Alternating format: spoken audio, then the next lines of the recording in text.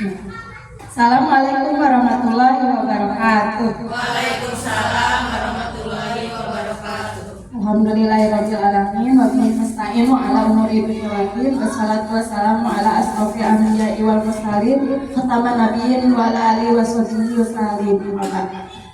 Yang pertama saya ucapkan terima kasih kepada Bapak Ibu guru yang telah hadir pada acara yang sangat luar biasa hari ini, yaitu kita akan melaksanakan acara diseminasi aksi nyata 1.4 budaya positif.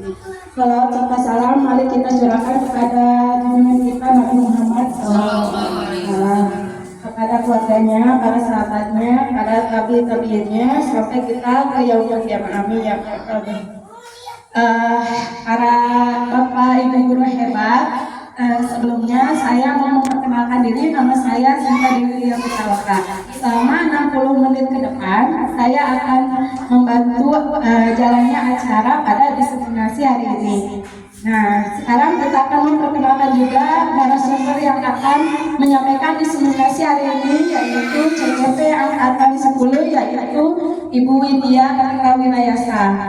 Nah, beliau akan menyampaikan apa itu budaya positif, bagaimana cara mencegah untuk kegiatan-kegiatan yang pelanggaran siswa kaitannya dengan siswa. Nah, sebelumnya acara ini akan dimulai dengan membaca basmalah bersama-sama. Bismillahirrahmanirrahim. Acara selanjutnya yaitu pembacaan doa yang akan dipimpin oleh Ibu Farah. Kepadanya disilahkan.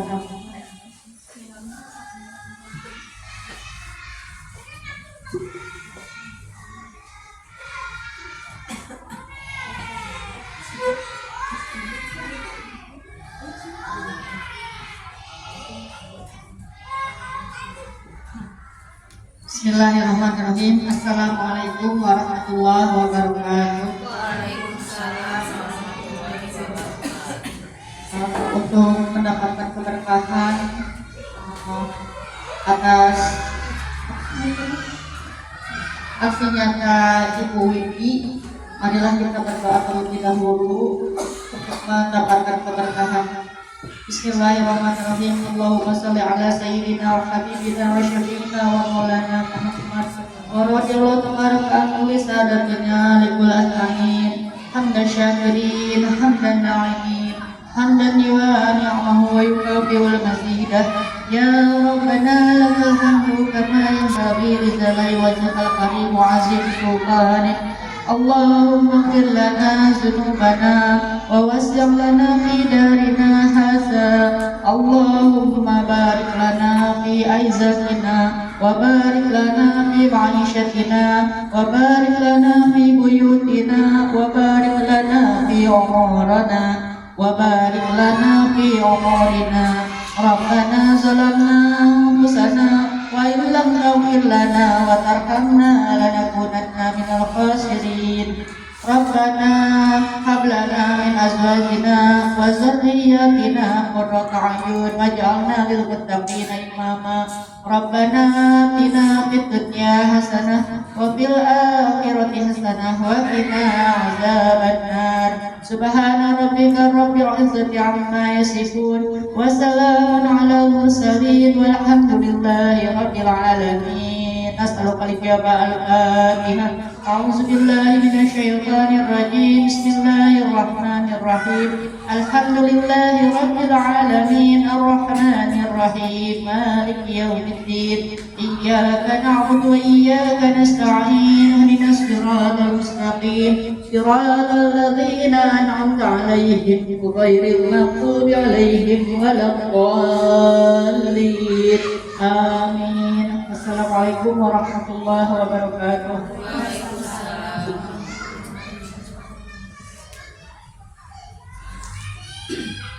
Terima kasih kepada Ibu Farah yang telah memimpin jalannya doa hari ini. Semoga doa kita semua diijabah oleh Allah Subhanahu wa taala. Amin ya rabbal alamin. Baik, acara selanjutnya yaitu menyanyikan lagu Indonesia Raya yang akan dipimpin oleh Ibu Teti. Kepadanya disilahkan.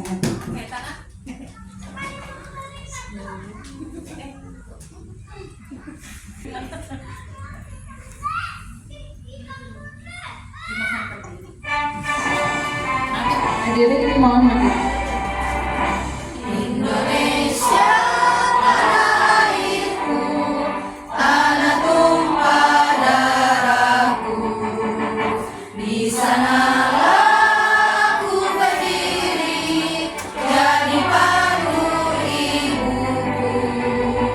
Indonesia bangsaku, bangsa dan tanah airku. Marilah kita berseru, Indonesia bersatu. Hiduplah tanahku, hiduplah negeriku, bangsaku, rakyatku semuanya. Bangunlah jiwanya, bangunlah badannya untuk Indonesia Raya.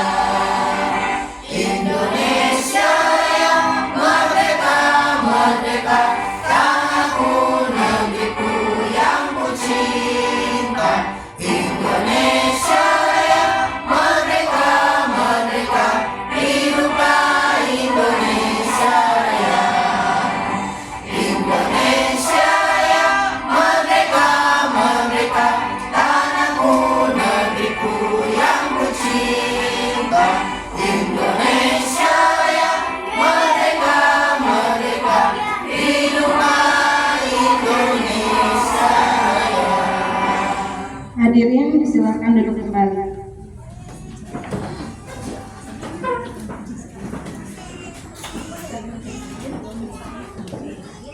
Baiklah, Bapak Ibu guru sekalian. Baik, kita akan mulai ke acara inti kita yaitu diseminasi budaya positif hari ini yang akan dipimpin oleh CGP kita yang luar biasa. Tepuk tangan buat CGP kita. Namun sebelumnya untuk meningkatkan konsentrasi kita semua, saya akan memulai dengan ice breaking ya. Sekarang kita lihat dulu versi lambatnya, nanti tinggal ibu sama bapak guru menirunya. Nanti semakin ke sana lagu ini untuk ice breaking Arang Samsam ini akan lebih cepat temponya ya. Dilihat dulu.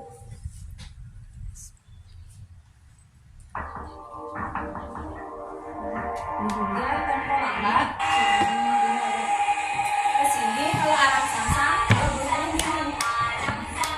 Guling, guling, guling, guling, guling.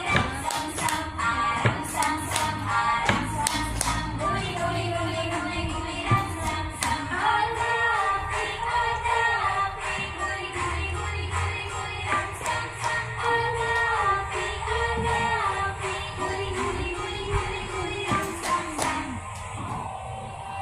Nah, nanti kita akan melakukan ice breaking Arang Samsam. Pas Arang Samsam ke bawah. Arang Samsam, Arang Samsam. Guling-guling di sini, di tangan Di tengah ya. guling, guling, guling, guling, guling. Samsam. Kalau orang samsam balik lagi ya. Kalau pas bagian Arafi, Arafi, guling, guling, guling, guling, samsam gitu ya. Nanti masih cekanya. Boleh sambil berdiri, silahkan berdiri.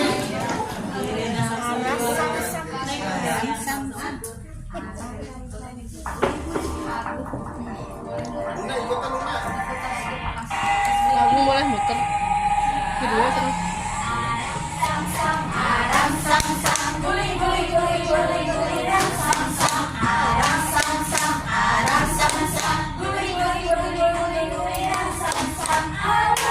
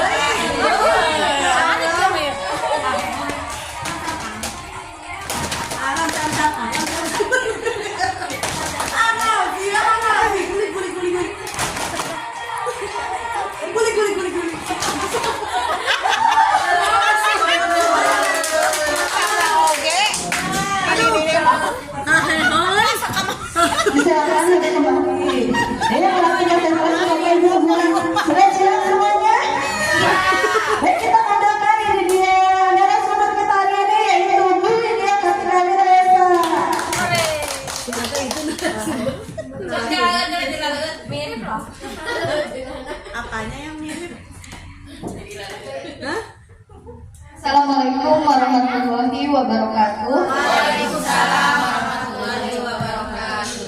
Bagaimana SPG-nya Bapak Ibu? Ya, lumayan membuang lemak kita yang tadi sudah kita timbun ya Bapak Ibu. Baik, Bapak Ibu kita langsung saja karena waktu juga sudah berjalan di hari Jumat.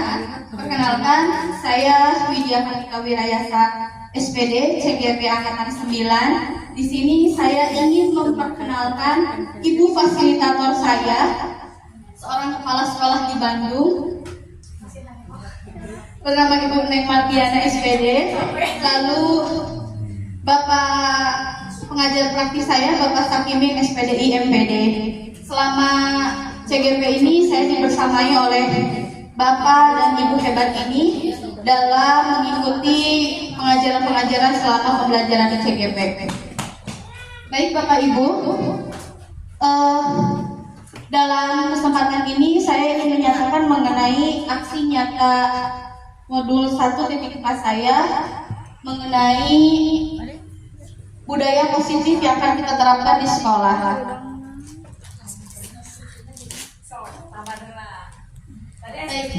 Keyakinan kegiatan kita hari ini yaitu membuat keyakinan kelas yang nanti akan kita sama-sama implementasikan di kelas kita masing-masing. Lalu pengimbasan atau diseminasi budaya positif di UPTD SD 1 Tegalmunjul, Kecamatan Purwakarta, Kabupaten Purwakarta. Baik Bapak Ibu, latar belakangnya kegiatan ini yaitu masuknya budaya asing tanpa filter yang sering ditiru oleh siswa-siswi kita tanpa kita sadari. Seperti hal sederhananya saja, cara berpakaian atau cara berbicara siswa-siswi kita yang sudah memang langsung menerima secara gamblang tentang budaya positif, budaya asing.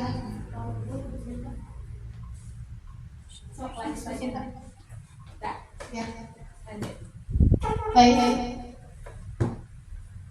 Untuk selanjutnya, latar belakangnya juga dalam menciptakan budaya positif di sekolah dibutuhkan kolaborasi antara guru, kepala sekolah, rekan sejawat, orang tua, lingkungan masyarakat, dan tentunya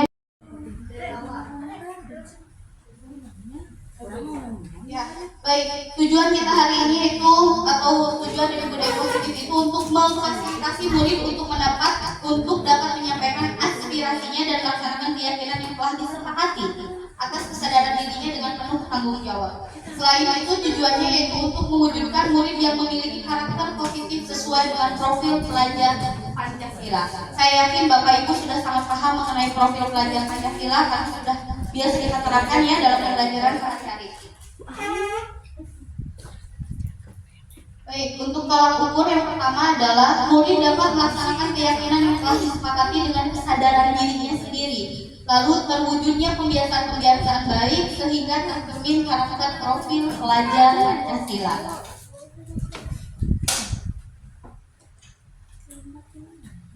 Baik Bapak Ibu, di sini saya mau menyusun sebuah lini masa tindakan. Yang pertama adalah saya berkoordinasi dulu dengan kepala sekolah tentang pentingnya penanaman budaya positif di sekolah, serta meminta izin kepada Ibu untuk melakukan pengibasan hari ini dengan Bapak Ibu, dan alhamdulillah diberikan izin oleh Ibu Kepala Sekolah sehingga kegiatan ini dapat berlangsung hari ini. Yang kedua yaitu membuat keyakinan kelas bersama warga kelas. Selanjutnya melakukan kegiatan pengibasan pada rekan sejawat tentang konsep budaya positif dan bersama-sama menumbuhkan budaya positif di sekolah. Sekarang sedang kita lakukan, dan yang terakhir berkoordinasi dan kolaborasi dengan rekan sejawat untuk membuat keyakinan kelas melalui kesepakatan kelas masing-masing.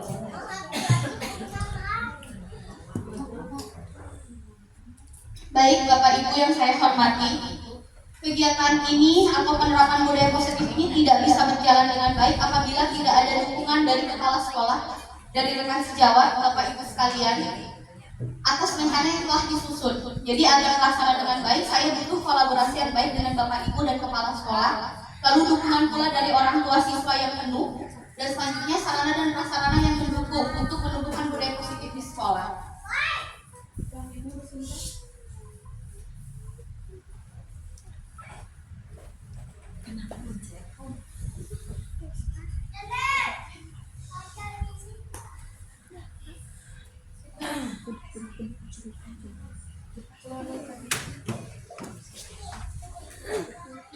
kegiatan budaya positif ini tidak akan bisa terlaksana dengan baik tanpa ada kolaborasi antara kita bersama guru untuk mewujudkan siswa-siswi yang memiliki profil pelajar Pancasila. Lalu tujuan pendidikan, menurut Ki Hajar Dewantara, Bapak Ibu pasti sudah tidak asing dengan KHD.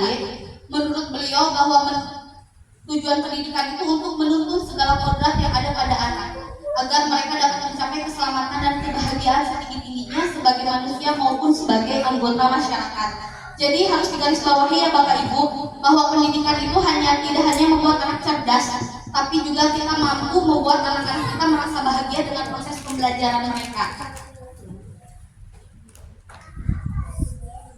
Nah, menurut Ki Hajar Dewantara, kita ini guru ibarat seorang petani Bapak Ibu, di mana guru itu bisa menanam benih, memupuk, menyiram, agar benih itu bisa tumbuh dengan baik. Kita tidak bisa merubah Bapak Ibu. Ketika kita menanam jagung, Bapak Ibu jangan berharap bahwa dia akan tumbuh menjadi sebuah pohon apel. Mustahil Bapak Ibu. Yang bisa Bapak Ibu lakukan adalah tanam benih itu dengan baik, rawat benih itu dengan baik, maka dia akan menghasilkan jagung yang manis. Karena memang dia ditanam dengan benihnya sendiri. Bapak Ibu menanam umbi, maka kalau Bapak Ibu ingin umbi yang berkualitas, berikan pelayanan yang terbaik kepada umbi itu. Berikan pupuk. Baik Bapak Ibu, menurut Ki Hajar Dewantara bahwa guru itu diibaratkan seperti seorang petani, di mana dia yang menanam bibit, dia yang menyiram, dia yang memupuk, maka dia akan menghasilkan hasil yang terbaik. Bapak Ibu tidak akan pernah mendapatkan sesuatu yang lebih baik ketika proses menjaganya pun tidak baik. Ketika Bapak Ibu menanam jagung, jangan berharap bahwa jagung itu akan tumbuh menjadi sebuah pohon apel yang berbuah manis atau merah.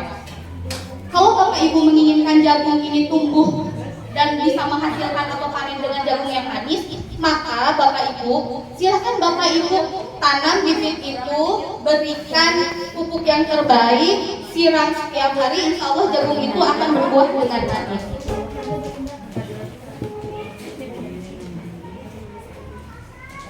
Baik, selanjutnya adalah budaya positif. Budaya positif di sekolah yaitu nilai atau kebiasaan di sekolah yang berpihak pada murid, agar mereka dapat berkembang menjadi pribadi-pribadi yang kritis, penuh hormat dan tanggung jawab sesuai dengan profil pelajar Pancasila.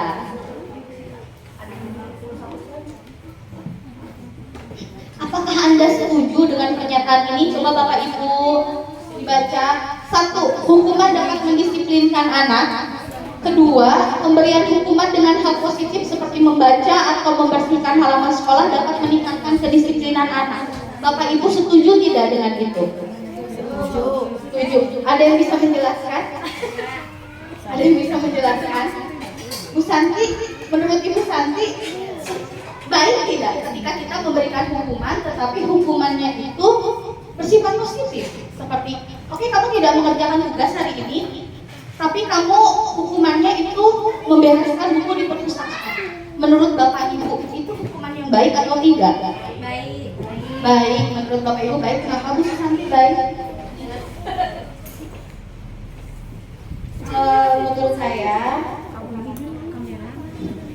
hukuman untuk dapat mendisiplinkan anak itu bisa jadi hal yang positif atau menjadi hal yang negatif untuk anak. Tetapi yang dicontohkan tadi Ibu Widya, ketika anak melakukan kesalahan kemudian diberikan hukuman dengan cara merapikan merapikan buku-buku yang ada di perpustakaan, itu menurut saya baik, karena itu bisa juga menjadi pembiasaan dia supaya hidup secara rapi, yang benar gimana, yang tertib bagaimana, dan menjadi contoh juga untuk teman-teman lain. Seperti itu mungkin Ibu. Terima kasih Bu Susanti. Baik Bapak Ibu, sudahkah di sini Bapak Ibu mematuhi segitiga restitusi? Sudah belum Bapak Ibu? Mana suaranya? Sudah belum? Baik, mungkin ada yang sudah, ada yang belum ya Bapak Ibu. Untuk selanjutnya Bu Sinta.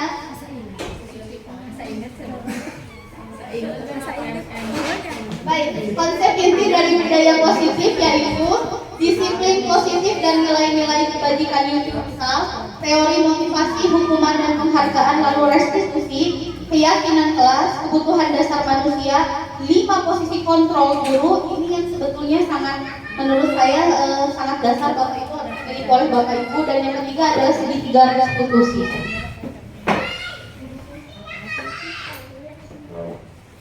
Baik, kita bahas satu persatu ya Bapak Ibu. Untuk yang pertama yaitu tentang disiplin positif dan nilai-nilai kebajikan universal.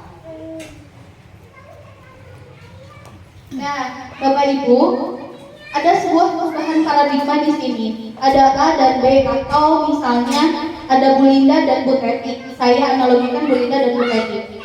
Sobeklah seperti kertas kecil, lalu tuliskan benda atau sesuatu yang sangat berharga untuk Anda. Bapak Ibu boleh menulis di benda itu misalnya yang sangat berharga, suamiku tercinta, boleh, genggam erat, atau mungkin sertifikat rumah, boleh, genggam erat, atau mungkin bahkan murid-murid saya yang berharga untuk saya. Lalu letakkan di salah satu tangan Bapak Ibu, genggam benda sesuatu tersebut dengan segala daya. Buatlah sebuah kepalan, teman Anda akan mencoba membuka kepalan itu dengan sekuat tenaga juga. Nanti misalnya Ibu Teti memegang hal yang menurut Bu Teti sangat berharga itu, nanti oleh Bu Linda juga akan dibuka dengan sekuat tenaga. Terus dengan berbagai cara untuk meminta Anda memberikan benda tersebut. Bu Linda bisa memujuk, bisa mengancam, bisa menghardik atau merayu. Buka nggak Bu? Buka nggak Bu? Atau buka dong Ibu cantik. Atau dengan cara boleh di kepala Ibu Teti. Atau dengan menyuap, atau dengan apa saja agar kepala Anda terbuka. Coba. Bu Sinta, Ibu Linda boleh dengan merayu, boleh memarahi, menghardik. Mau ada itu sih.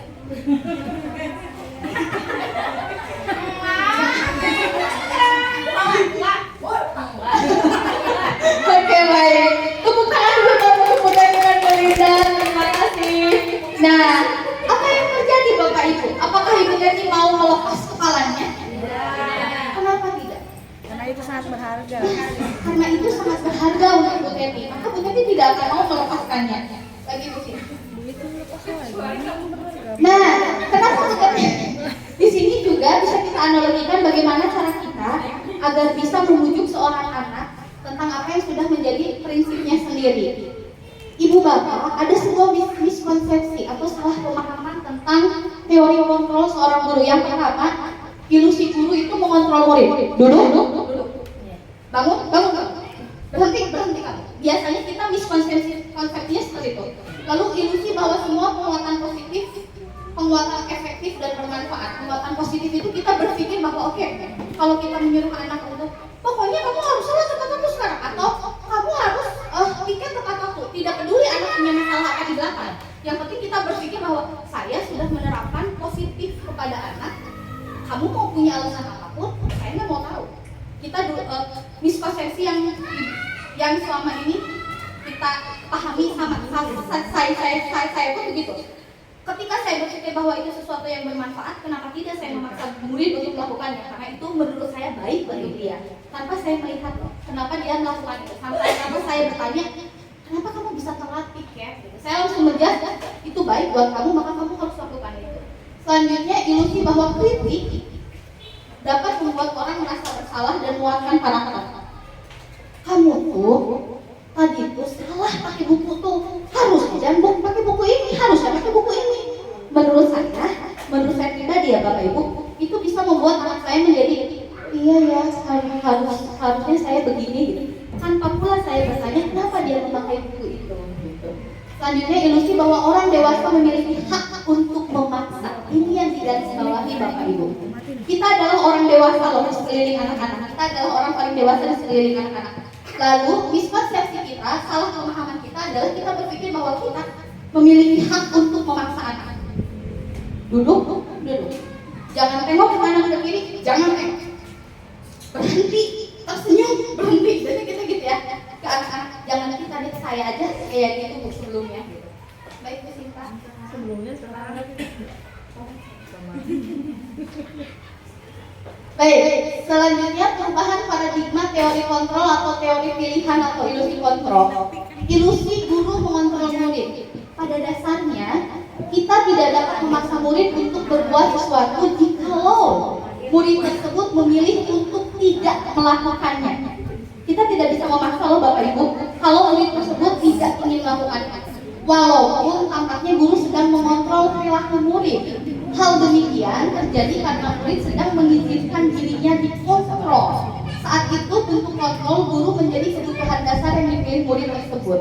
Teori kontrol menyatakan bahwa semua perilaku memiliki tujuan, bahkan terhadap perilaku yang tidak disukai.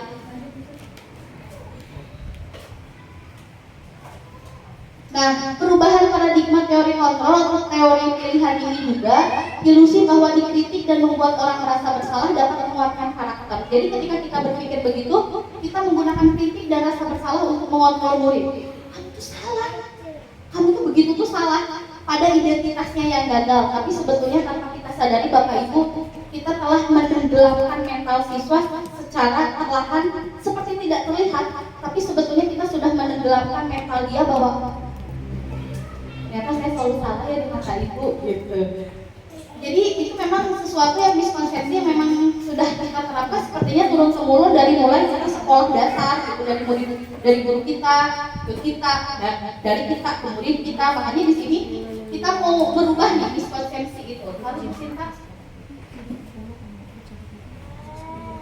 Perubahan paradigma yang selanjutnya adalah ilusi bahwa semua penguatan positif, efektif dan bermanfaat. Penguatan positif atau bujukan adalah bentuk-bentuk kontrol segala usaha untuk mempengaruhi murid agar mengulangi suatu perilaku tertentu.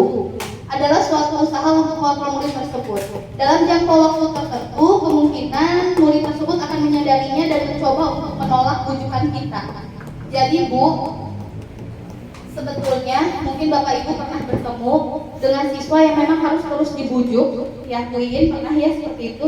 Yang anak-anak yang marahnya di ruang kontrol, awal mula dia mau dibujuk, tapi lama-lama sepertinya bujukan kita tuh malah tidak digubris ya, malah harus ada sedikit keras gitu ya, baru dia bisa mendengar gitu.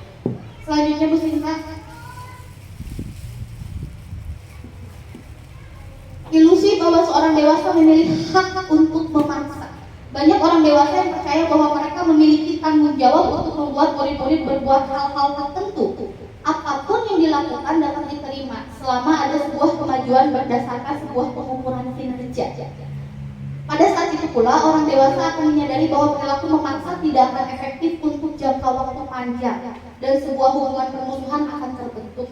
Bapak Ibu, saya akan menceritakan sebuah pengalaman pribadi bahwa saya bertemu dengan seorang guru yang saya alami sendiri bahwa beliau itu, saya tahu beliau memaksa agar saya menjadi pribadi yang baik, saya menjadi anak yang mau berbicara atau orang Sunda mah waker ke depan.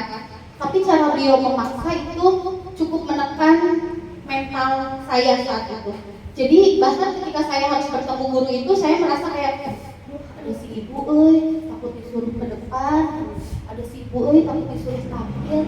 Jadi yang muncul dalam hati saya bukan, saya semangat nih, saya mau tampil nih, saya mau MC nih, saya mau ceramah nih, enggak. Jadi saat itu ketika si ibu, sebetulnya paksaan si ibu tuh agar saya berani tampil ke depan, tapi paksaannya itu terlalu menekan sampai di luar sadar saya. Ketika melihat ibu guru itu, saya merasa bahwa, aduh si ibu pergi lah, takut disuruh gitu.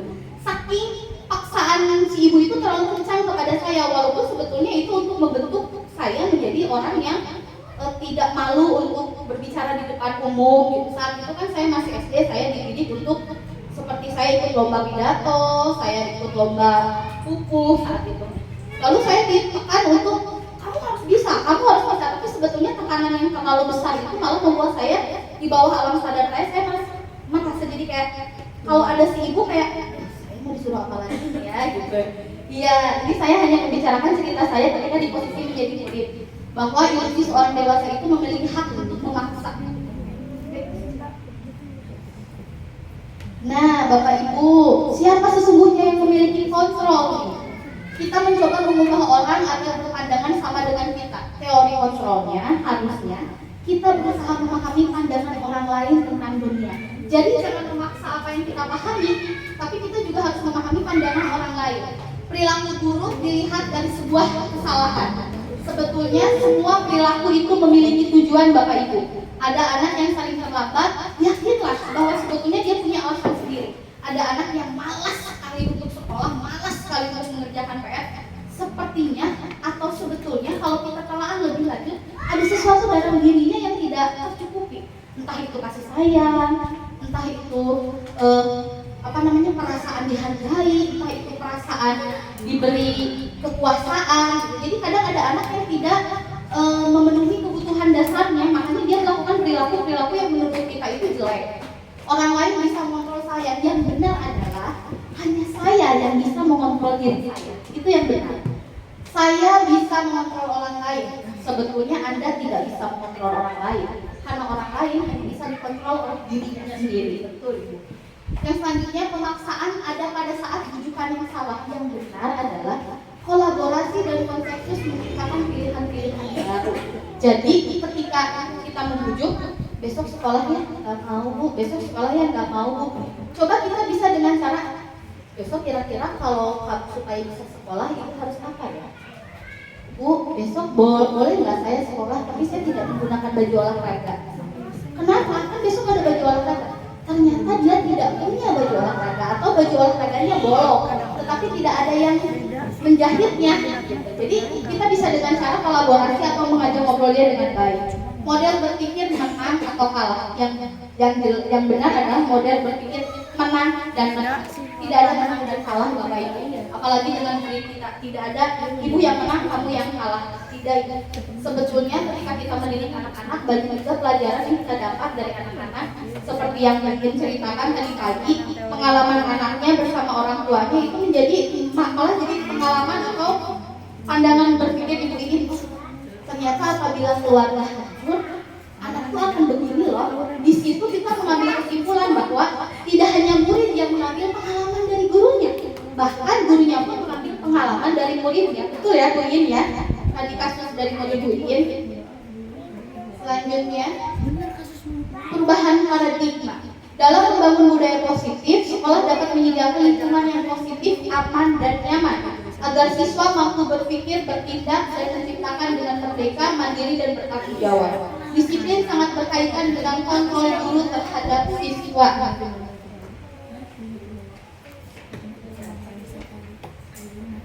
Baik Bapak Ibu, pasti Bapak Ibu bertanya-tanya, apa sih makna disiplin itu?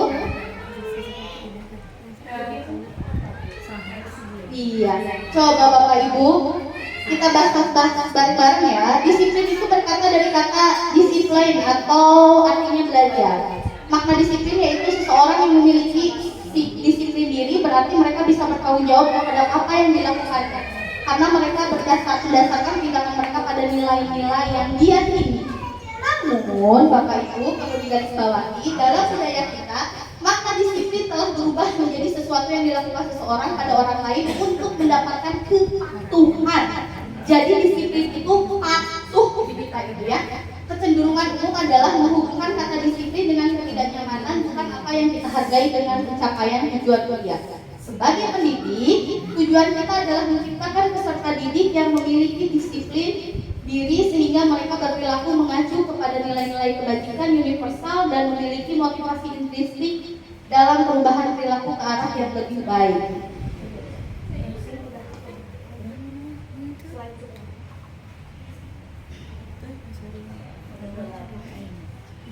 Baik Bapak Ibu, disiplin adalah kemampuan memerintah diri sendiri dalam mengontrol dan menguasai diri. Coba Bu Sinta ke slide 30, ke slide 30, 29.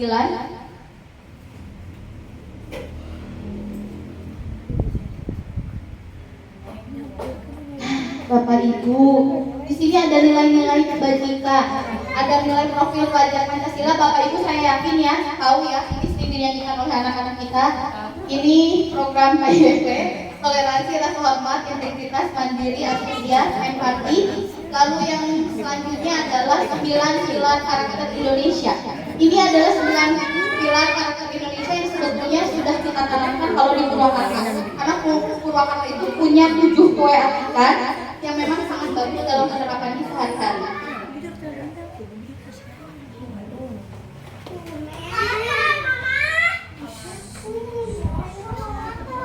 Baik, yang kedua adalah teori motivasi, hukuman, dan penghargaan atau restitusi.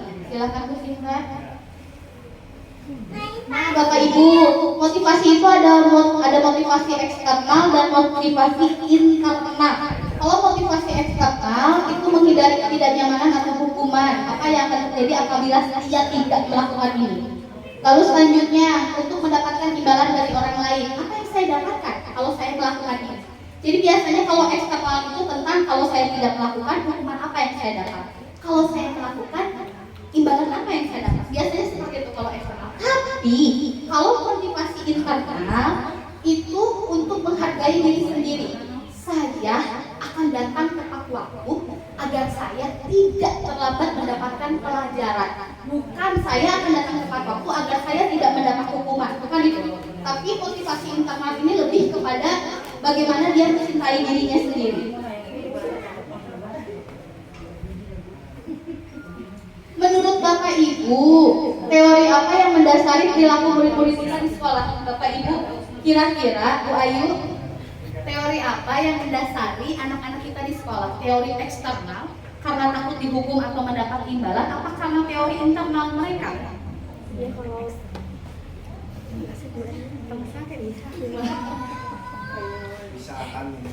terima kasih Bu Widi atas pertanyaannya.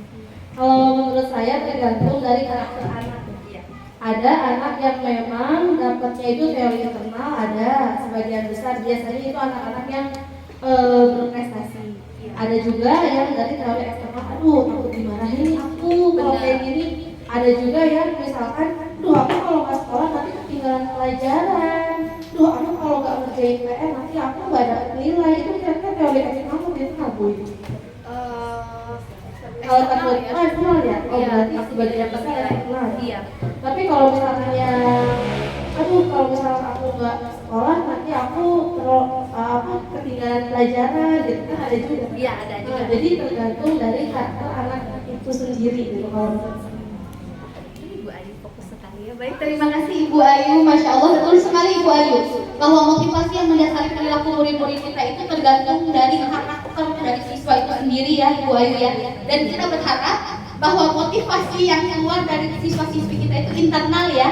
Aduh, saya tidak mau terlambat nih agar tidak telat melihat Ibu Renti mengajar di kelas.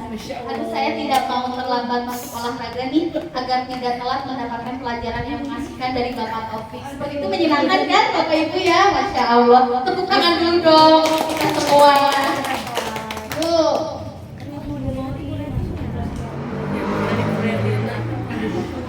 Baik, merdeka. Menurut Ki Hajar Dewantara, merdeka artinya tidak hanya terlepas dari perintah, akan tetapi juga cakap membuat perintah diri sendiri. Lanjut Bu Siti. Nah, hukuman itu ada yang berpengaruh jangka panjang, ada penghargaan menghukum, ada penghargaan menghukum.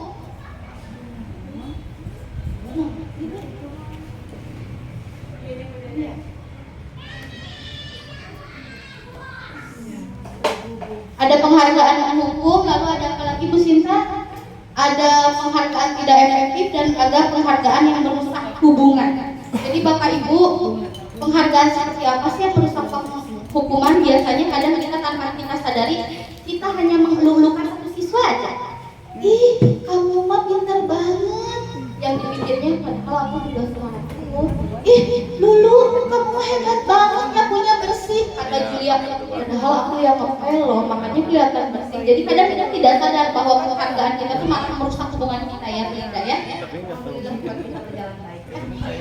Terus selanjutnya, dihukum oleh penghargaan. Penghargaan itu Bapak Ibu tidak selalu membuat sesuatu yang menakjubkan. Kadang penghargaan menurunkan kualitas, penghargaan mematikan kreativitas, dan kadang penghargaan juga mengurangi motivasi intrinsik siswa.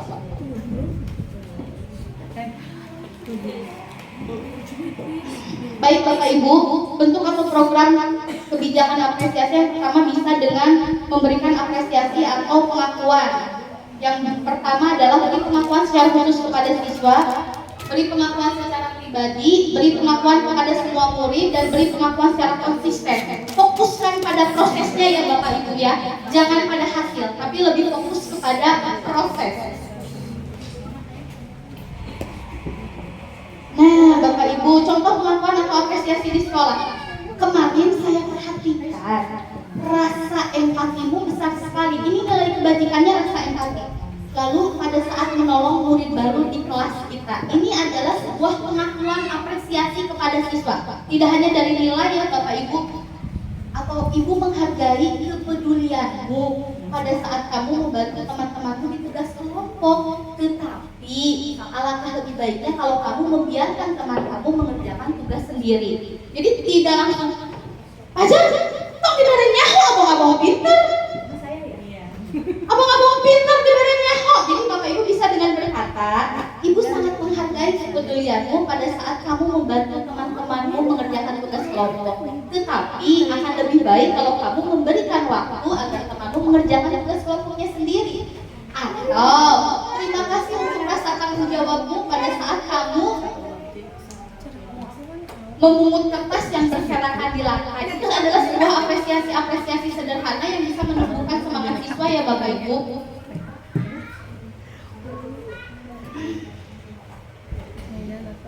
Baik Bapak Ibu, ada yang disebut dengan hukuman tidak terencana atau tiba-tiba. Hukuman bersifat satu arah dari pihak guru yang memberikan dan murid hanya menerima suatu hukuman tanpa melalui suatu kesepakatan atau pengarahan dari guru lain, baik sebelum atau sesudahnya. Sedangkan konsekuensi itu sudah terencana. Baik Bapak Ibu, mau saya garis bawahi, hukuman itu biasanya begini. Tidak ada nih di sekolah anak yang misalnya menggunakan celana model di sini gede, di bawah ini kecil. Masih namanya? Jangan pensil. Pensil gitu ya. Sebetulnya itu tidak ada nih di sekolah, tapi Bapak Ibu langsung membuat sebuah hukuman di situ secara mendadak. Kamu pakai celana pensil itu hendak merecet luhur gobral, bukan ganti, gak apa-apa pakai celana olahraga dulu. Itu adalah hukuman yang tidak terencana. Sedangkan konsekuensi itu biasanya sudah direncana atau disepakati. Contoh, kamu kenapa tidak pakai sepatu warna hitam? Belum dicuci Bu. Kamu masih ingat kesepakatan sekolah? Iya Bu, kalau tidak menggunakan sepatu yang sesuai dengan aturan, saya diperbolehkan pulang untuk menggantinya. Silakan melakukan. Itu konsekuensi. Jadi sudah kita rencanakan dan sudah kita sepakati dengan siswa. Tuh Bapak Ibu, yuk mana? Ya. Coba Bapak Ibu, siapa yang mau ke depan dulu nih? Lihat ada door prize di sini Bapak Ibu. Luar biasa, alhamdulillah saya mendapatkan dukungan penuh dari rekan saya. Ada door prize. Ini satu pak masker. Wow. Lalu ada juga lipstick. Ini door prize-nya. Siapa Bapak Ibu yang berkenan untuk ke depan untuk menjawab lari mengelilingi lapangan basket 2 kali karena terlambat? Itu termasuk hukuman atau konsekuensi. Membersihkan coretan yang dibuatnya di media tulis, konsekuensi atau hukuman. Menggantikan kertas tugas teman yang dicoret-coret, dia mencoret-coret lalu dia ganti, konsekuensi atau hukuman. Berjemur di lapangan basket, walaupun kita tidak punya lapangan basket, berjemur di lapangan bola pukul 12 siang karena mengobrol. Berdiri di depan kelas sambil mengangkat kaki satu karena tidak bisa menjawab. Silakan Bapak Ibu, siapa yang mau ke depan untuk menjawab? Bapak Ibu boleh memilih satu. Oh ya, Pak Taufik, bangga Pak Taufik, hebat sekali. Yuk. Pak Taufik mau pilih yang mana? Ini Ibu sama ya. Ya, ada goreng khusus. Pilih salah satu. Enggak, semuanya dijawab. Oh semuanya? Iya.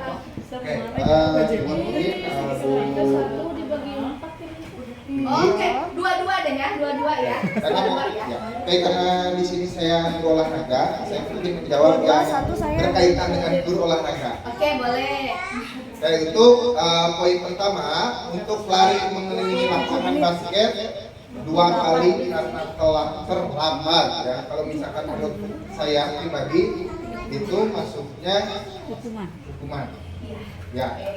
Yang kedua, untuk berjemur di lapangan basket pukul 12 karena mengobrol, itu pun termasuk hukuman karena memang kalau hukuman itu kan biasanya berkaitan dengan kegiatan fisik yang tidak ada manfaatnya bagi si anak atau siswa. Terima kasih. Jangan lupa mana Pak Taufik, nanti kita lihat jawabannya ya. Untuk yang pertanyaan nomor 2 dan 4, siapa yang mau ke depan? Aduh, lihat tuh ada banyak ada lipstick, ada sabun burung malek. Wah, itu ayo. Dan teteh mah kamari geus kamari.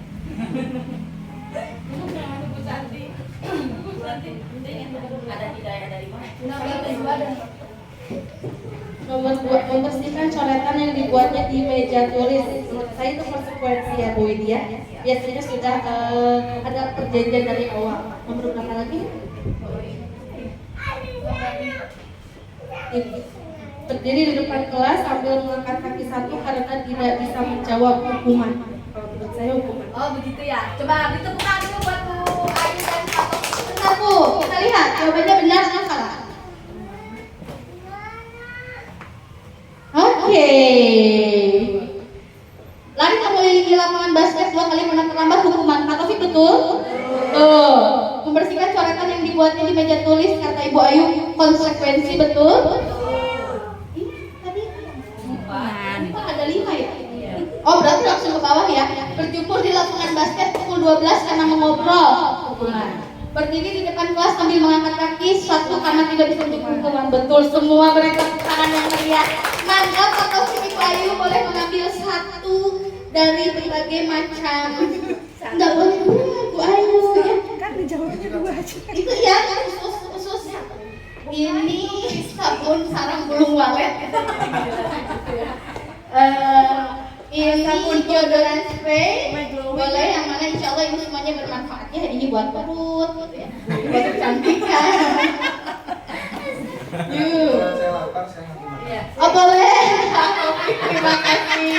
Kita lihat di kamera. Oke, terima kasih Bapak Taufik. Ibu Ayu sepertinya masih memilih-milih ya.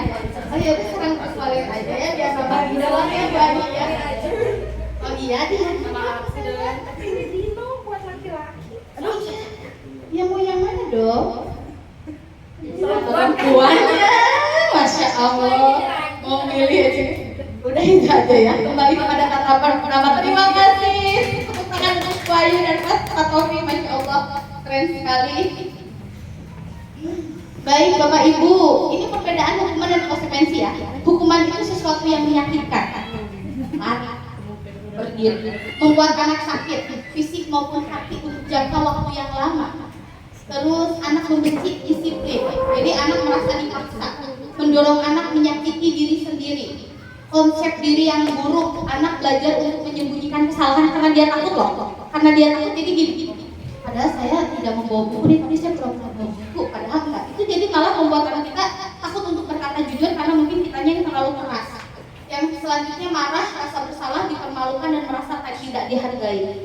Bapak Ibu, pada CGP ini saya mendapatkan banyak sekali ilmu dan pengalaman menarik dari rekan-rekan saya bahwa mereka menumpahkan pengalaman mereka ketika SD. Ada yang oleh gurunya ditulis dibotak setengah karena belum dipotong, dan katanya sampai sekarang ketika saya reuni teman-teman selalu bilang kepada dia botak sebelah.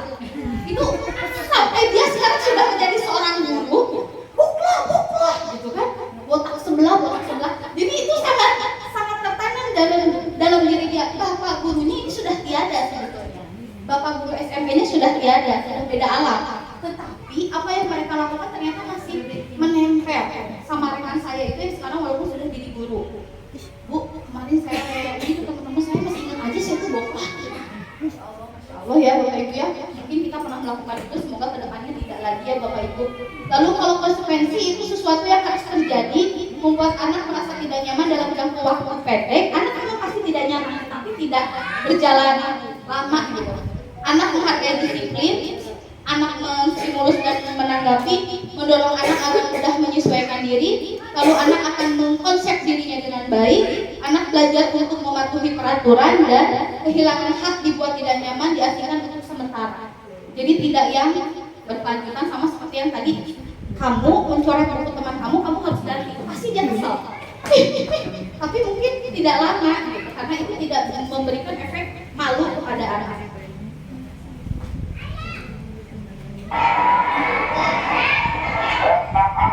Apa itu restitusi? Restitusi adalah proses menciptakan kondisi bagi murid untuk memperbaiki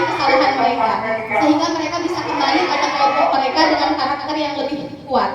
Restitusi juga merupakan proses kolaboratif yang mengajarkan murid untuk mencari solusi untuk masalah mereka dan membantu murid berpikir tentang orang seperti apa yang mereka inginkan dan bagaimana mereka harus memperlakukan orang lain. Ibu Sinta. Sudah mau ya Kak. Nih, Ibu Bapak, ciri-ciri restitusi itu bukan untuk menebus kesalahan, namun untuk belajar dari kesalahan, memperbaiki hubungan. Ada tawaran, bukan paksaan. Restitusi menuntut anak untuk melihat ke dalam diri. Menurut kamu, apakah yang kamu lakukan itu salah? Terus restitusi cirinya adalah cara yang paling baik. Restitusi fokus pada karakter, bukan tindakan. Restitusi fokus pada solusi. Restitusi mengembalikan murid yang berbuat salah pada kelompoknya. Nah, baik, selanjutnya adalah keyakinan kelas, Bapak Ibu. Skip aja. Baik. Mengapa kita tidak menggunakan peraturan saja, tidak keyakinan kelas? Mengapa kita memiliki peraturan harus menggunakan helm bila mengendarai kendaraan roda 2? Lalu mengapa kita memiliki peraturan 3M? Menggunakan masker, mencuci tangan, dan menjaga jarak 1,5 meter. Mengapa kita memiliki peraturan harus datang tepat waktu pada saat mengikuti pelatihan? Menurut Bapak Ibu, mengapa? Mungkin mau menjawab? Mau?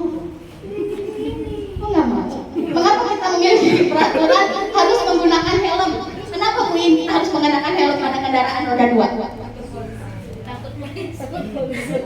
Supaya menjaga keamanan, kalau boleh terjadi kecelakaan, kepala kita Aman, betul Bu In. Yang kedua Bu In, mengapa kita memiliki peraturan 3M? Menggunakan masker, mencuci tangan, dan menjaga jarak 1,5 meter kemarin ketika pandemi. supaya kita tidak kesalahan, tidak terkena polusi. Dan sekarang emang kita harus pakai masker ya, karena cuacanya emang lagi Ekstrim ya. Ya.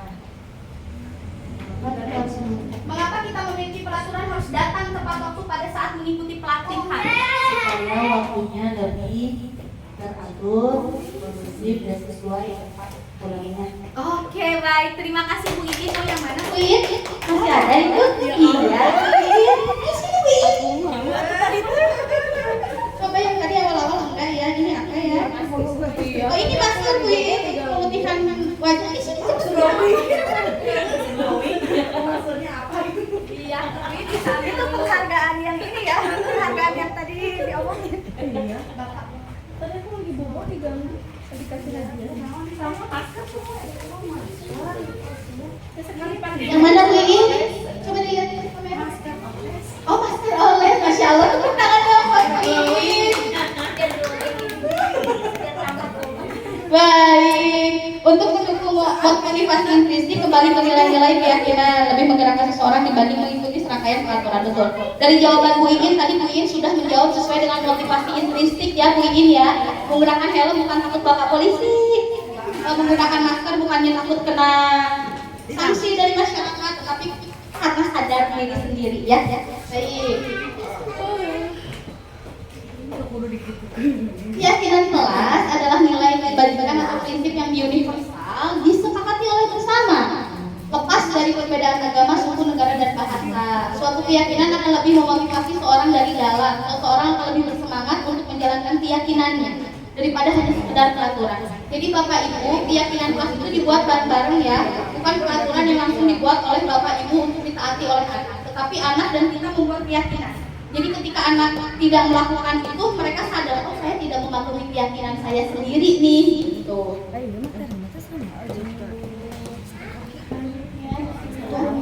Nah, budaya positif ini tercipta dari lingkungan yang positif, lalu membuat keyakinan kelas dan peraturan kelas.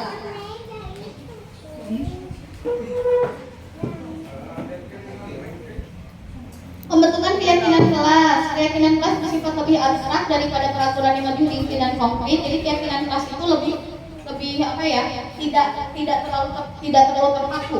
Keyakinan kelas berupa pernyataan universal. Pernyataan keyakinan kelas dibuat dalam bentuk positif, kata-katanya positif. Jadi tidak begini Bu, tidak datang telat tapi dirubah, datang tepat waktu. Tidak membuang sampah tapi dirubah, membuang sampah pada tempatnya.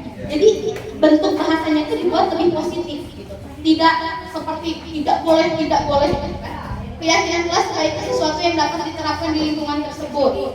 Semua warga kelas ikut berkontribusi dalam membuat keyakinan kelas lewat curah pendapat. Bersedia meninjau kembali keyakinan kelas dari waktu ke waktu. Baik Ibu Bapak, ada 4 dasar kebutuhan manusia ya. Nah Bapak Ibu, ini adalah 4 kebutuhan dasar manusia termasuk kita. Kita manusia kan Bapak Ibu ya. Nah ada 4 kebutuhan dasar manusia. Yang pertama adalah cinta kasih sayang atau mendapatkan kasih sayang dengan utuh. Kesenangan. Bapak Ibu pernah mendengar tidak? Saya udah gede gini malah main sokah untuk memenuhi inner child. Sering mendengar ya inner child. Nah kesenangan ini kadang ketika kita kecil kita tidak terpenuhi, gedenya kita malah jadi suka marah-marah anak-anak soalnya inner child kita tidak terpenuhi. Lalu penguasaan biasanya ketika anak diberi kekuasaan oleh kita seperti ini. A. Kasih keputusan. Menurut kamu besok kita harus mulai belajar jam berapa? Ketika dia diberi penguasaan, baik Bu, besok alam hari BBK kita mulai setengah 7 biar pembelajaran lebih santai. Anak diberi kekuasaan penguasaan. Yang terakhir adalah kebebasan. Kadang Bapak Ibu tidak disadari. Boleh anak-anak menggambar bebas ya, bebas Bu, iya bebas. Boleh pohon ya, pohonnya ingat ya, daunnya harus warna hijau. Tanpa kita sadari, kita sudah membatasi kebebasan anak. Padahal tidak semua daun berwarna hijau. Ada daun yang berwarna kuning, bahkan ada yang berwarna merah, gitu Bapak Ibu ya. Kadang kita memberikan sebuah apa ya? Iya betul Ibu. Kita kadang membuat sebuah garis agar anak tidak keluar dari situ karena kita berpikir bahwa daun itu hijau, maka kamu harus membuat hijau. Kita tidak memberi kebebasan itu pada anak kita. Kita lupa gitu, bahwa kebebasan adalah dasar manusia yang harus kita penuhi. Nah, contoh kasus Bapak Ibu, Ibu Ria guru kelas 6 SD di Permai sedang bingung menghadapi pula salah satu murid di kelas bernama Agus. Berapa anak telah datang dan mengeluhkan Agus yang seringkali meminta bekal makan mereka dengan paksa. Jika Anda menghadapi situasi seperti Bu Ria, apa yang akan Anda lakukan Bu Reti? Boleh ke depan Bu Reti? Bu Reti, tadi Bu Reti udah ngacung Bu, cuma sama saya dari tadi enggak kepanggil terus gitu. Yuk Bu Reti, apa yang akan Anda lakukan Bu? Saya pernah dapat ini masalah seperti ini di kelas kemarin. Apa yang akan Anda lakukan? Tentu saya akan tanya dulu ke anak-anak yang betul tidak bahwa si Agus ini memang suka minta makanan gitu ya. Waktu itu sih saya tanya dulu ke anak-anak yang lainnya apakah betul seperti itu. Terus saya akan panggil Agusnya dulu. Seperti kejadian kemarin itu saya panggil dulu anaknya. Terus saya tanya kenapa emang kamu tidak membawa bekal? Nah ternyata dalam kasus saya itu anak itu membawa bekal. Anak itu membawa bekal, cuman dia emang celamitan gitu. Dia pengen ke mana dan itu emang memaksa temannya itu. Nah yang saya lakukan memanggil dulu si Agusnya, bicara baik-baik kenapa alasannya seperti itu, gitu kan?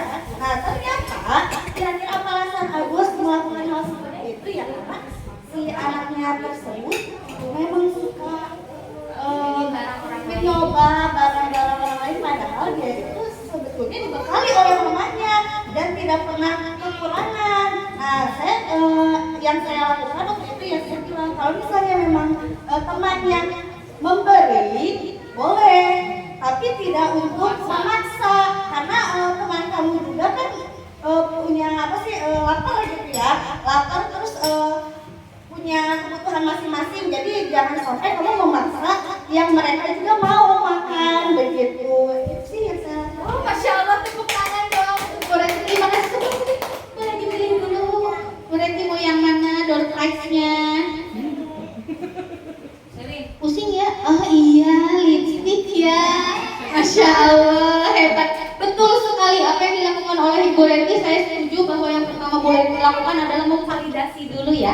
Kenapa bisa kamu melakukan itu? Dan ternyata Bu Reti mendapati sebuah jawaban. Karena Agus melakukan itu bukan karena Agus tidak bawa makanan, tapi memang dari pribadi Agus ingin mencoba mencicipi makanan teman-teman yang lain. yang tidak Iya, berarti betul Bu Sinta, ada kebutuhan Agus yang tidak terpenuhi, maka dia mencari pemenuhan di luar gitu ya. Apa yang Bu Sinta kira-kira? kayaknya kesenangan kayaknya. Oke, betul sekali. Jadi kebutuhan dasar Agus kesenangan itu tidak terpenuhi sepertinya di rumah ya, maka Agus mencari di luar rumah. Yuk Bu Sinta. Ya, Ibu Sinta.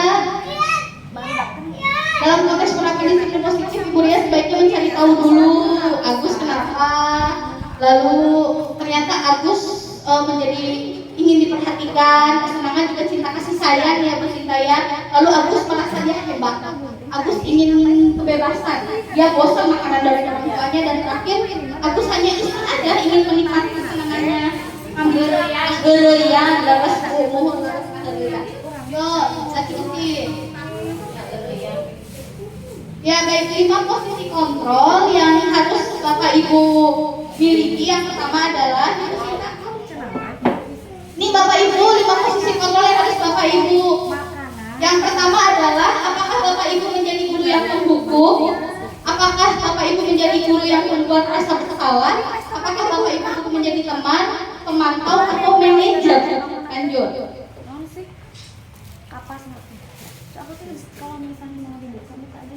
Nah, lihat di sini.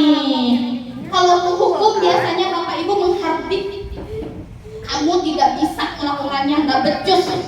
Kalau membuat orang merasa bersalah biasanya gini. Dede, kamu kan kenapa selalu terlambat? Kamu tidak kasihan ya sama ibu? Ibu dimarahi terus sama ibu kepala sekolah. Jadi anak merasa dirinya itu, gara-gara saya ibu jadi dihukum gitu ya. Lalu ada yang bersifat seperti teman. Kenapa telat? Kemarin saya nggak bawa telat bangun Bu. Ya sudah, masuk dia nanti ibu yang urus itu biasanya teman. Biasanya guru yang seperti itu tuh membuat anak merasa santai lah. Yang terakhir adalah pemantau. Guru yang bisa menyesuaikan diri bila diawasi, murid melakukan guru peratur dan menghukum diri gurunya berkualitas. Dan ini yang paling hebat yaitu posisi manajer. Posisi manajer ini biasanya tidak langsung menghardik, tidak langsung kamu salah, tapi bertanya dulu, kenapa kamu melakukan itu? Yuk kita cari sama-sama solusinya. Menurut Bapak Ibu, dari 5 posisi kontrol ini yang terbaik kontrol yang mana? Manajer, hebat sekali Bapak Ibu, terima kasih jawabannya. Itu sih. Nah Bapak Ibu coba perhatikan video ini.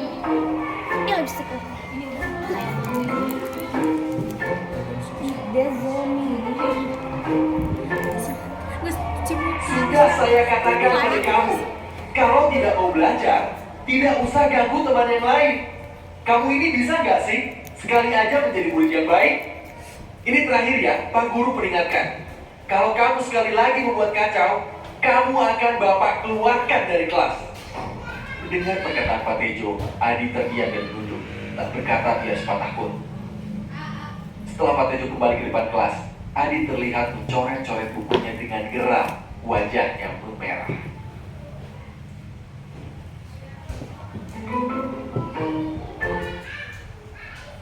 Ini video yang pertama ya Bapak Ibu ya. Kita lihat video yang kedua.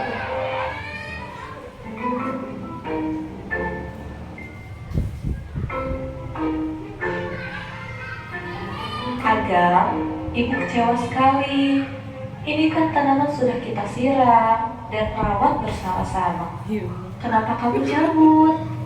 Teman-teman sudah susah-susah membawa motor.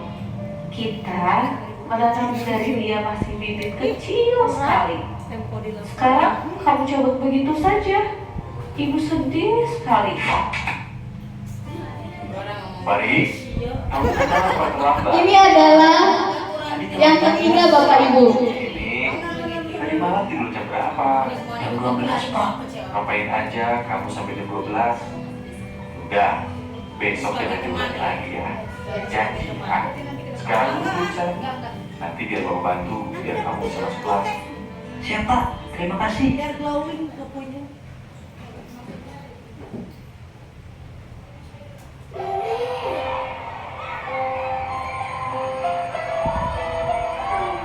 Anak-anak,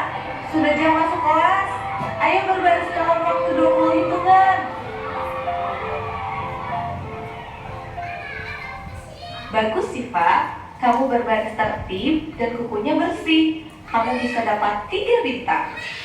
Kenzi, bagaimana peraturan mengenai kebersihan kuku? Harus pendek dan bersih, Bu Tian. Lalu bagaimana dengan kuku Kenzi? Kotor, Bu Tian. Benar. Sekarang Kenzi pergi ke papan bintang dan ambil 2 bintang Kenzi. Simpan di meja ibu.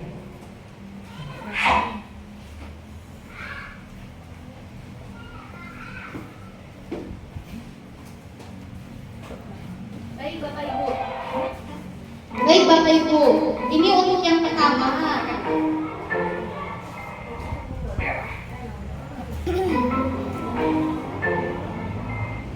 Untuk yang pertama, menurut Bapak Ibu, posisi kontrol apa Bapak Ibu yang terjadi? Coba nanti bisa ke depan. Ini nggak bisa nih. Pak Guru peringatkan, tidak usah Di ESC Oke, untuk posisi yang pertama, siapa yang mau jawab Bapak Ibu?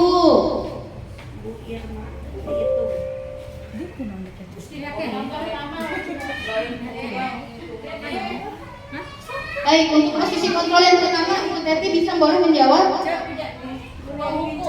Gimana Bu Teti? Nah, untuk yang pertama itu Penghukum. Oke, untuk yang kedua yang ini Bu Teti, yang ini.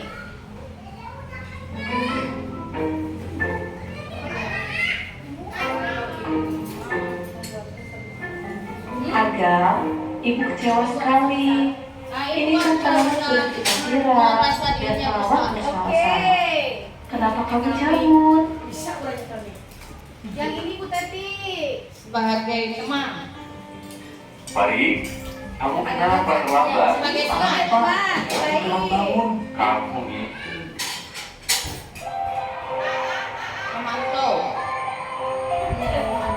Ini Anak-anak, sudah jam masuk kelas. Baik, sekarang silakan kalian baca dulu secara mandiri bacaan di buku halaman 70 sampai 71. Adi, kamu pasti punya alasan melempar bola kertas ke teman-teman kamu saat di pelajaran.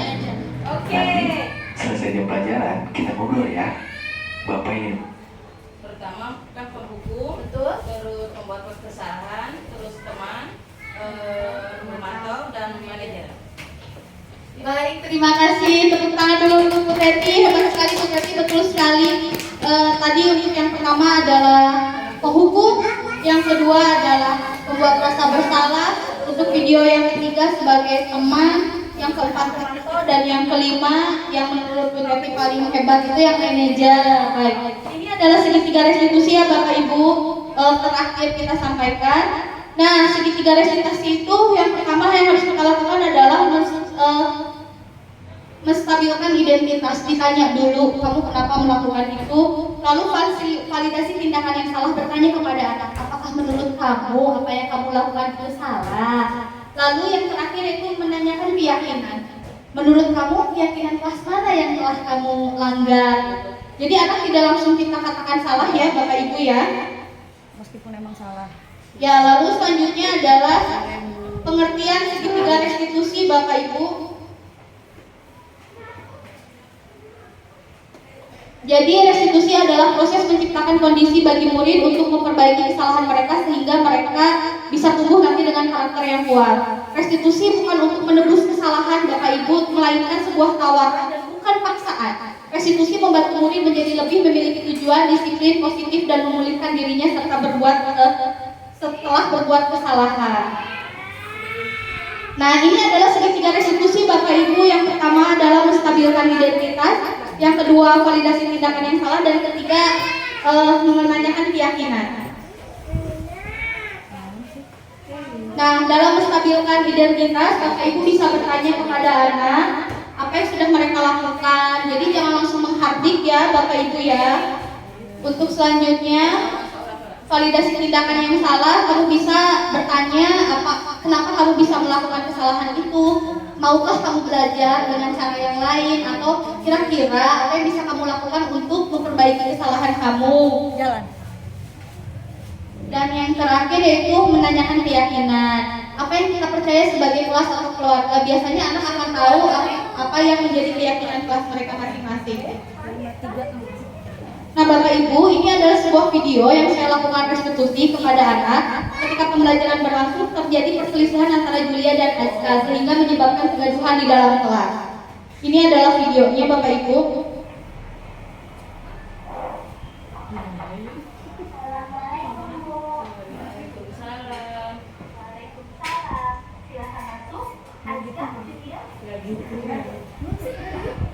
Gayanya eta video ya ada kenyataan. Iya. Baik juga Azka, kalian memanggil Julia dan Azka secara pribadi ke ruangannya.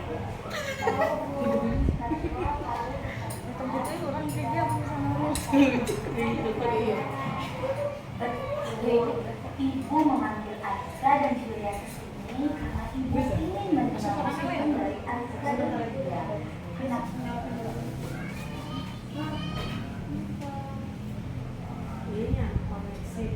Tahu koneksinya suka gini kemarin oke pas aku pakai wifi. Nah Bapak Ibu, setelah Bapak Ibu tadi menyaksikan tentang cara saya merestitusi anak, di situ saya tidak langsung menyalahkan Bapak Ibu, tetapi saya bertanya dulu apa yang menjadi penyebab mereka melakukan kesalahan, lalu apa saja cara yang bisa mereka lakukan, dan seperti apa keyakinan kelas yang mereka yakini gitu kan. Baik Bapak Ibu, refleksi hal baru apa yang mengubah paradigma saya, yang saya dapatkan setelah melakukan suara ya, setelah melakukan kegiatan ini. Coba siapa yang mau merefleksi? Ibu Susanti mau merefleksi, tadi sudah mengangkat tangannya, bisa ke depan Bu Santi.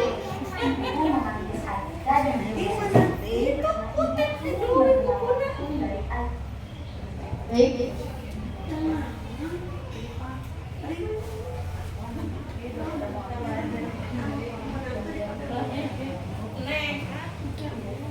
Terima kasih Bu Widya. Hal baru yang mengubah paradigma saya setelah apa yang Ibu Widya sampaikan, bahwa tidak semua hukuman itu dapat menstabilkan emosi anak. Yang awalnya anak itu menjadi marah gitu, emosi, tapi tidak semuanya anak itu bisa nurut ke kita gitu, dengan kita cara memberikan hukuman ke anak. Dengan tadi penjelasan dari Ibu Widya, saya banyak sekali ilmu yang saya dapatkan. Tentunya salah satunya dengan cara segitiga restitusi ya Bu ya. Insya Allah kedepannya nanti akan kita sama-sama terapkan ya Bapak Ibu guru di kelas. Nah itu yang mengubah paradigma saya, bahwa hukuman itu tidak selalu merubah pribadi anak, malah nantinya itu akan menjadi malah anak itu akan menjadi pendendam ya Bu Widya ya, terus tertanam di dalam hati mereka bahkan sampai mereka dewasa seperti itu. Yang kedua, perasaan. Oke. Terima kasih Ibu Widya. Perasaan yang muncul selama mengikuti di seminasi ini, khususnya mengenai makna disiplin dan motivasi intrinsik itu tadi sangat menyenangkan sekali bisa berkolaborasi, berbincang hangat di siang hari ini bersama Ibu Widya, CGP Angkatan 10, dan banyak sekali ilmu Angkatan 9. Banyak sekali ilmu dari diseminasi budaya positif ini.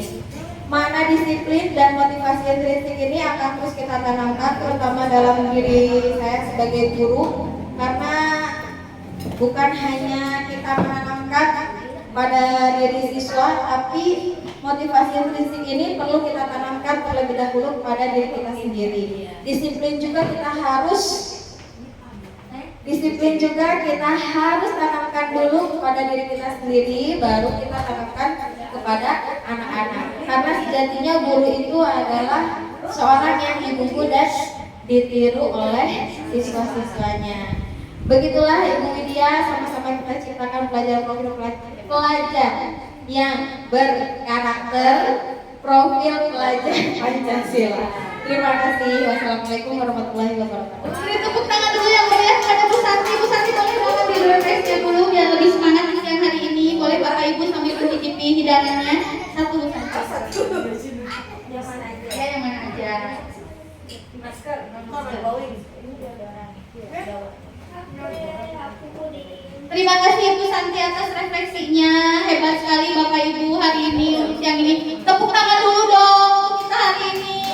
Terima kasih Bapak Ibu. Jadi refleksi dari Bu Santi adalah ternyata paradigma Bu Santi menjadi berubah ya Bapak Ibu.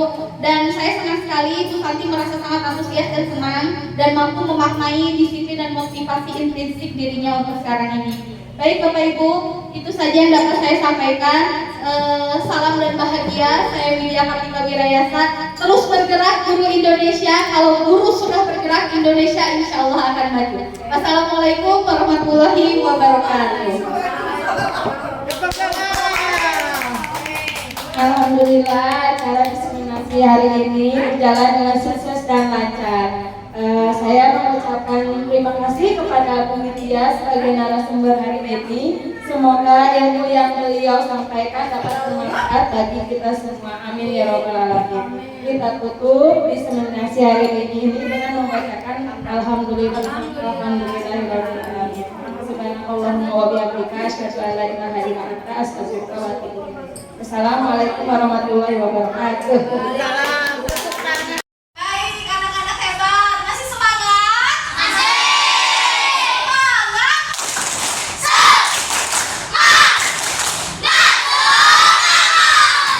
Sudah makan ya, sudah bermain ya. Sekarang, seperti janji Ibu, kita akan membuat keyakinan. Sip. Sebelum kita membuat keyakinan kelas, ada beberapa hal yang harus kalian ikuti. Yang pertama, kita membuat dulu nih peraturan kelas. Nanti kita rubah menjadi sebuah kalimat positif. Kita buat keyakinan kelasnya. Yo, peraturan apa sok kira-kira menurut kalian di kelas kita bikin peraturan apa? Yo, Naira apa? Jangan berkata kasar. Ibu tulis ya.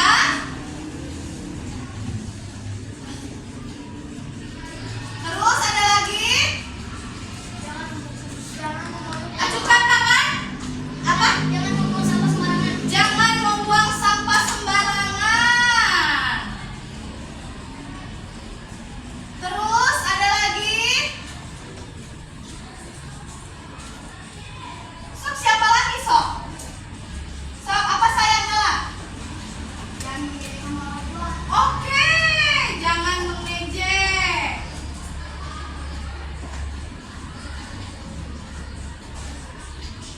Terus apa lagi?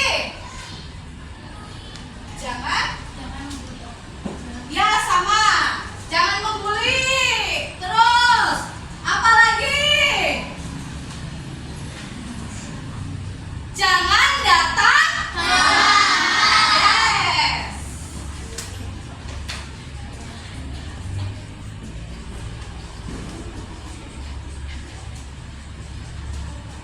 Sudah?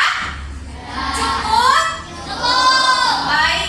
Jadi kalimat positif jadi apa? Jangan sopan santun. Sopan santun. Terus jangan membuang sampah sembarangan. Membuang sampah pintar. Membuang. Coba Ibu ganti dulu spidolnya. Jangan dulu Ibu, dimasukkan ya. Ibu, ini tadi berhenti sendiri. Nah, justru itu makanya kata Ibu harus diberhentiin sama Siva juga. Dia berhenti sendiri, Ibu nggak ngerti kenapa. Jadi cuma berapa menit sih? Tadi kalau jangan membuang sampah sembarangan, kalimat positifnya membuang. Oke.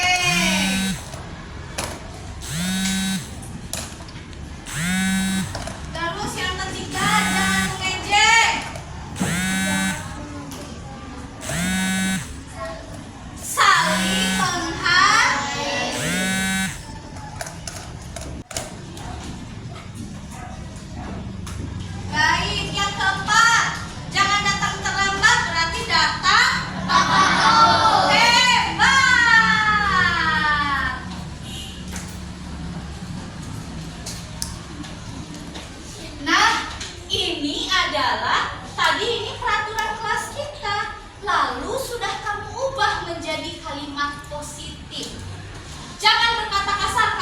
menjadi sopan santun. Jangan membuang sampah sembarangan, kamu rubah menjadi membuang sampah pada tempatnya. Jangan mengejek, saling menghargai. Mengejek orang nama orang tua tidak boleh. Kita harus saling menghargai. Ini peraturan atau keyakinan yang kita buat ya. Lalu jangan datang terlambat, berarti datang tepat waktu. Hebat. Tepuk tangan dulu dong.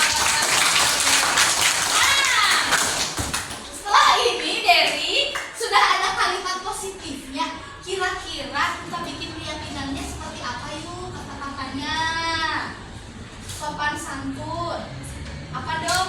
Kita harus saling menghargai. Baik. Ini keyakinan kelas kita.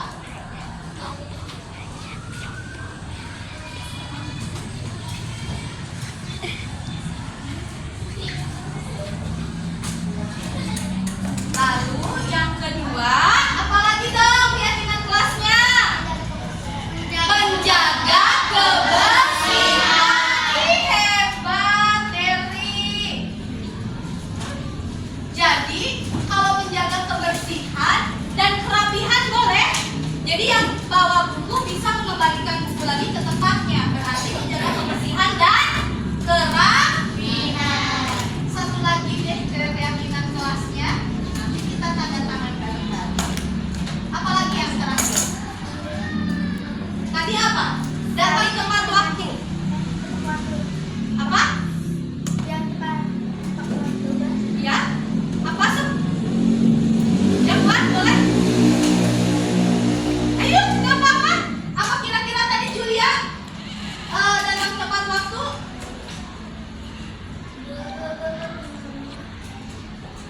Apa tadi? Di mana? Iya, soal datang tepat waktu berarti keyakinan kelasnya menghargai boleh. Disiplin waktu. Iya, menghargai atau disiplin waktu. Hebat. Ada yang mau ditambahkan? Cukup? Sip. Coba kita baca bareng-bareng keyakinan kelas kita. Keyakinan kelas.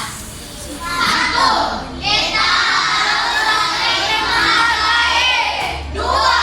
Menjaga kebersihan dan kerapihan. 3. Menghargai atau disiplin waktu. Baik, ibu tanda tangan ya. Nanti perwakilan satu orang laki-laki, satu orang perempuan. Nanti kita akan rubah. Kita akan ketik ini dengan baik ya. Bisa ke depan Resipa, ibu mau tanda tangan ini ke depan ya sambil maju. Kameranya Resipa. Ini ibu mau tanda tangan. Yo, di sini Ibu Widi ya. Oke, yo siapa yang mau perwakilan? Siswa, ya siswa siapa yang mau perwakilan tanda tangan atau tulis namanya? Yuk, siapa? Yuk. Dery mau? Yo, silakan Dery. Nah, sip. Siapa lagi? Anak perempuan satu orang.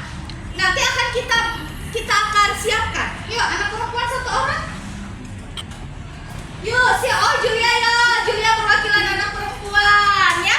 Nanti setelah ini kita akan buat yang versi sudah bagusnya. Ya, boleh. Sip ya, tepuk tangan dong buat kita semua. Hebat. Terima kasih ya anak-anak ya. Ini keyakinan kelas kita. Insya Allah hari berikutnya kita akan membuat keyakinan kelas ini sama seperti itu, feeling stick. Kita yang akan bikin sendiri keyakinan kelas kita dan ibu ingin kalian menempelkan jempol kalian, jadi bukan tanda tangan, jempol kalian dengan warna-warna, lalu tempelkan tanda kita setuju dan meyakini kelas kita. Siap? Siap.